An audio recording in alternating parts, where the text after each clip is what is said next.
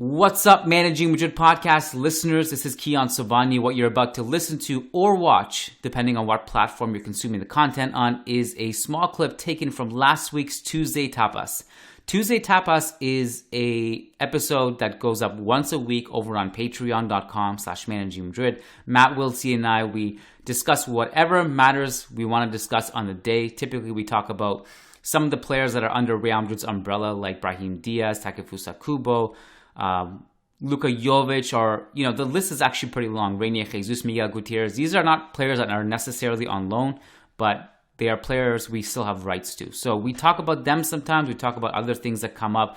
And in this particular episode, this small clip rather, is about Malo Gusto specifically, but we also touch on Vinicius Tobias and Ivan Fresneda. And the reason why I'm kind of releasing this clip today on Sunday, one, because I wanted to get some content for you guys who are not patrons yet for whatever reason, and also because I feel like the fullback discussion after that Villarreal loss last night was pretty prominent. I mean, it's been a topic for quite some time, so the topic itself is not necessarily new, but after the Villarreal loss, I think it was rightfully so, we were talking about just the concern of the lack of productions from the flanks, specifically offensively. So we get into that. We talk about Malo Gusto, whether he's good enough, and more. So if you like the content, not only do you get access to Tuesday Tapas once a week, you also get access to the mailbag once a week, and you also get the access to Champions League post-game shows, which happen live on Zoom. So if you like this content, you want to go even deeper and join an ever-growing Real Madrid army, check out patreon.com/Managing Madrid. And without further ado, enjoy tonight's clip, and let's go. So I listened to Mailbag you and Lucas did, I don't know when it was, maybe a week or two ago. And one of the questions, or I think Lucas asked you about Vinicius Tobias, and you said you would take him, you would probably pay whatever, the 18 million, I think it is, to just see how he pans out. And, it's 18 million. So I wanted to pose this question to you. And there's a couple. So we've had light links to other right backs in the past. Malo Gusto being one of them, who I'll fully admit I've only seen highlights of. But I'm going to share something with you that I want to get your take on. And then two, obviously we talked about Fresneda the other night.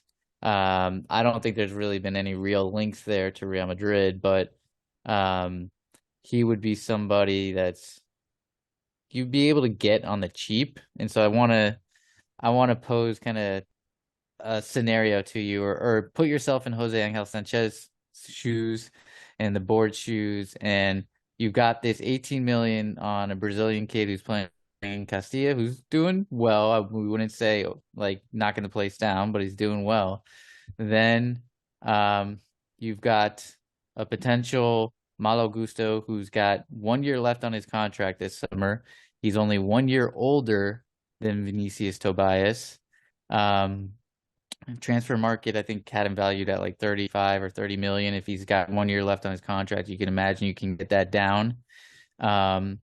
And if you look at, I'm going to share my screen with you, and I'll kind of verbalize it as well, so that those who are listening can also see what we're talking about. So, can you see my screen? Yep. So this is his. I have Football Reference up. This is one of his scouting reports on his passing ability, and you can see where he ranks in terms of percentile versus other fullbacks. Looks really good. I mean, crosses into the penalty area 99th percentile, passes into the penalty area 93rd, expected assists 95th. You name it. I mean, he's pretty high on the list. And then if you look back, we were linked with him, and so I wrote a piece on it. How many weeks ago was this? Back in November. So an Italian outlet did say we've been looking at him. And so Yash actually put out a graphic that, where'd it go? There it is. A graphic of the most dangerous passers by zone in Ligue 1. And sure enough, Malo Gusto pops up there quite a bit. Um, and so with that information, knowing he's 1 year older, he's playing at a top, he's playing in Ligue 1 and kind of showing himself well there, and he's got 1 year left on his contract. Let's say he's 18, 20 million. Do you go for him or do you go for a Vinicius Tobias? And then a second question for you is, well, then you see this other young Spaniard, Fresneda, at Real Valladolid, who you have good links with Ronaldo Nazario. Let's say you could snap him up and Fran Garcia each for 10 million. Like, is that something you do? So that's something that's been in my head, thinking about the fullback situation, because I do think we need to reinforce there. And like, I don't think the Vinicius Tobias thing is as simple as like, oh, he's 18 million, like let's go ahead and pay it, when, oh wait, maybe there's somebody else on the market that's worth that 18 or less and is kind of more qualified. Okay, so if we're just going to play sporting director for a second, and let's say if we're talking about these three names, we're talking about Ivan Fresneda, we're talking about Vinicius Tobias, we're talking about Malo Gusto. I'm in the same camp on Malo Gusto and what I've seen from him. And I think Malo Gusto actually came up in a mailbag maybe 2 weeks ago as well. I don't know what the timeline was, but someone was asking us about him. And my understanding of him is through highlights and analytics. His highlights are good, but they're highlights. They're literally called highlights for a reason. They're not lowlights, so we don't know. But the analytics on him are incredible. Like, they're truly, truly great. Really impressive for a kid that age. And that's why he seemed like an interesting option to me. What I told Lucas was like, he definitely seems like an interesting option, and he's young. Does that mean he's going to be like the starting right back for the future? That is a complete unknown. And I don't know if he would be good enough, but certainly he would be intriguing as a player to keep an eye on and develop.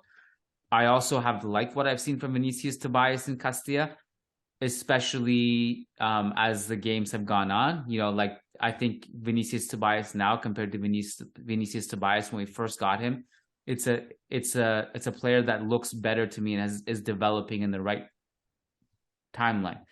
Fresneda, you and I spoke about a little bit in passing after the Valladolid game, and I this is to me a little bit like classic ex player does well against Real Madrid, and the next day the papers are saying we want him, and I don't know.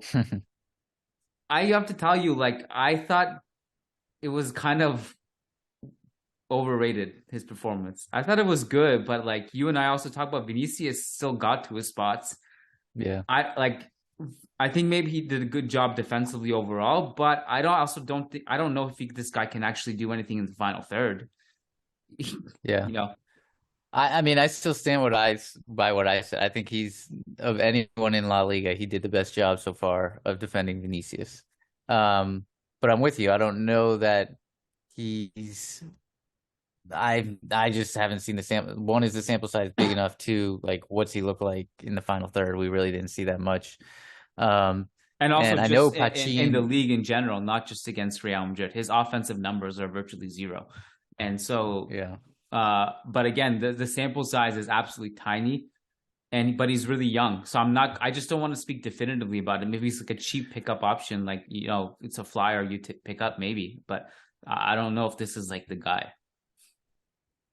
Yeah, and I guess the way I agree with you on that, and the way I'm looking to spin this is for me, I think the 18 million is really high for Vinicius Tobias, given that he really, and this is coming from a guy who says that Endrick is worth the 60 million, and Vinicius was well worth the 45, and all of that, and like into the potential, like understanding that whole bit.